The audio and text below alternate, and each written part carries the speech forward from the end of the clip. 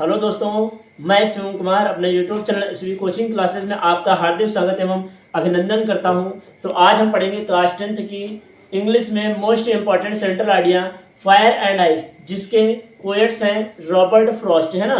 तो आपको मैंने इसके पहले आपको डस्ट ऑफ स्नो की सेंट्रल आइडिया बताई थी, जो कि मैंने बहुत ही अच्छे तरीके से आपको समझाने की कोशिश की थी, ठीक है। और उम्मीद करते हैं कि आपको वो सेंट्रल आइडिया बहुत ही अच्छे तरीके से समझ में आई होगी। आज की इस वीडियो में हम फायर एंड आइस शुरू करेंगे और आपको एक एक वर्ड एक एक मीनिंग की आपको हिंदी में बताएंगे, ताकि आपको बहुत ही अच्छे और शानदार तरीके से आपको समझ में आ सके, ठीक है। तो चलिए बिना देर करते हुए हम शुरू करते हैं और देखते हैं कि आखिर इस मीनिंग में सेंट्रल आइडिया क्या कहना चाहती है और मीनिंग आखिर इसकी क्या क्या बनेंगी, ठीक है। तो आइए बिना देर करते हुए हम शुरू करते हैं। तो मैंने लिख रखा है फायर एंड आइस, जिसके पोएट है रॉबर्ट फ्रॉस्ट, ठीक है। सेंट्रल आइडिया है ना, ये हो जाएगा। फिर क्या लिखिए, this poem is composed bye, यह जो कविता है दिस पोयम, यह कविता इज कंपोज्ड वह रचित है, यह रचित की गई है, लिखी गई है बाय रॉबर्ट फ्रॉस्ट। देखिए मैंने इन्वर्टेड कॉमा में लिखा है, आपको बोर्ड में इसी तरीके से आप यहाँ पर पेन चेंज कर दीजिएगा या फिर इसको इन्वर्टेड कॉमा में, मेरे हिसाब से तो पेन चेंज करना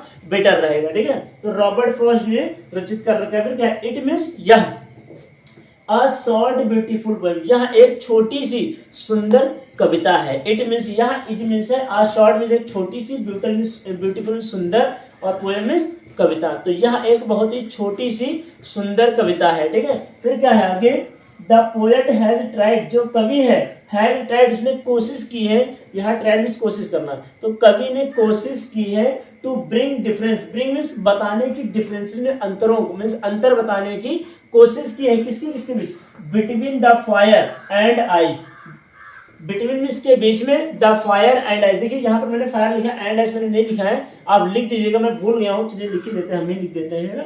यहाँ पर फायर एंड आइस, ठीक है, आप सही लिखे ना, ये हो जाएगा, ठीक है। तो यहाँ पर ये हो जाएगा, ये कहा गया, हाँ, हैज ट्राइड कोशिश की है टू ब्रिंग बताने की, डिफरेंस में अंतर बताने की कोशिश की, बिटवीन के बीच में, द फायर एंड आइस, आग और बर्फ के बीच में कवि ने अंतर बताने की कोशिश की है, ठीक है। फिर आगे क्या है, अकॉर्डिंग टू द पोएट, कवि के अनुसार, अकॉर्डिंग टू द पोएट, कवि के अनुसार, द वर्ल्ड कैन पेरिश, जो संसार है, वर्ड में होता है संसार, है ना, WORLD, वर्ड में होता है संसार, जो संसार है, कैन पेरिश, कैन मीन्स हो सकता है, पेरिश मीन्स समाप्त होना, नष्ट होना, बर्बाद होना, तबाह होना, ठीक है। तो जो संसार है वो बर्बाद हो सकता है, खत्म हो सकता है, नष्ट हो सकता है, ट्विस्ट मीन्स दो बार, पहले कौन, पहले आग से खत्म होगा, फिर बर्फ से, या पहले बर्फ से फिर आग से, है ना। तो ये बताने की कोशिश कर रहा है, तो वही है कि the world can perish according to the poet, कवि के अनुसार जो संसार है वो दो बार खत्म हो सकता है। पहले कौन है, ऑन बाई फायर, कि पहले किसके द्वारा, आग के द्वारा, ऑन बाई फायर, पहले आग के द्वारा, एंड और देन तब बाई आइस, किसके द्वारा, बर्फ के द्वारा, पहले आग के द्वारा खत्म होगा फिर बर्फ के द्वारा, है ना। अब ये आग और बर्फ है क्या, तो आगे देखिए लिखा मैंने, द पोएट फील्स, जो कवि है फील महसूस करता है, दैट मीन्स की द आइस, जो बर्फ होती है, ऑफ हेट्रेड, वो क्या होती है, वो घृणा कराती है। जो बर्फ, यहाँ पर बर्फ की तुलना किससे की गई, घृणा से की गई, आपको ध्यान रखना। आप यहाँ पर सेंट्रल आइडिया आएगी तो बोर्ड में लिख दीजिएगा, पहले आइस लिखेगा, आइस के सामने हेट्रेड लिखेगा, फायर लिखेगा, फायर के सामने आप डिजायर लिखिएगा ना, मीन्स इच्छा। तो यहाँ क्या हो जाएगी, तो जो बर्फ की इच्छा मीन जो बर्फ है वो घृणा।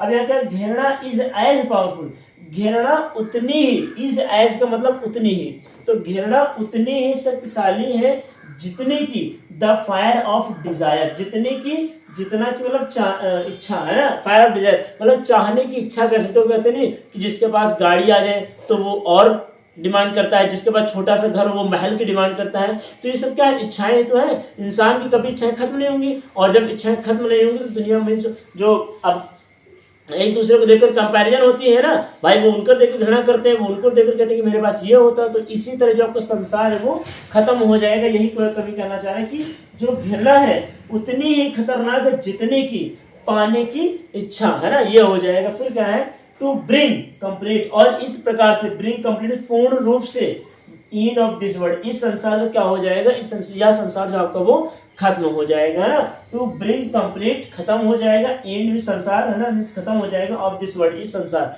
यह संसार आपका पूरी तरह इस प्रकार खत्म हो जाएगा। ठीक है, तो उम्मीद करते हैं कि आपको ये fire and ice central idea आपको अच्छे तरीके से समझ में आई होगी, है ना, और इसको आप बहुत ही अच्छे तरीके से एग्जाम में करिएगा। उम्मीद करते हैं कि आपको सेंट्रल आइडिया बहुत ही समझ में आई होगी, है ना। तो चलिए मिलते हैं नेक्स्ट वीडियो में इसी तरह इंपॉर्टेंट सेंट्रल आइडिया के साथ में, है ना। पढ़ते रहिए आराम से। कोई भी आपको टॉपिक में प्रॉब्लम होती है तो आप मुझे कमेंट बॉक्स में जरूर कमेंट करें। तो चलिए मिलते हैं नेक्स्ट वीडियो में। Thanks for watching this video.